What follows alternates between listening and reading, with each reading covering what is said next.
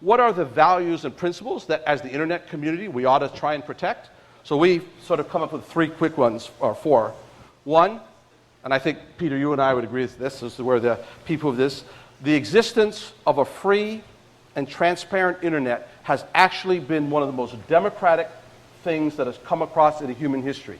The fact that the barrier to entry, that somebody with a cell phone in Alabama or Zimbabwe has access to the internet, this is one of the most profound leveling events in human history. And if we don't protect that thing that we have built so hard to cherish, we have failed our children.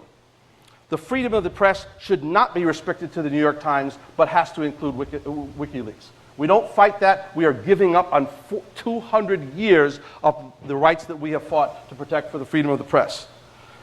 I believe that if you read the subpoena that was sent to Twitter, you could interpret that as asking for all the IP addresses of all the WikiLeaks viewers. Do you really think that the U.S. government should know the IP addresses of 600,000 people who follow WikiLeaks? I find that a terrifying infringement on the right to association. The 4th principle that I think emerges is that the criticism of the government is the core of the First Amendment. And if anybody's under doubt, why is the U.S. government going so vitriolically after WikiLeaks? They are obviously embarrassed about the war crimes and war difficulties that happened in Afghanistan and Iraq. Let's not pretend there's just not that issue gets swept under the rug. There's something that was wrong, and that has been brought to light, and thank goodness for WikiLeaks.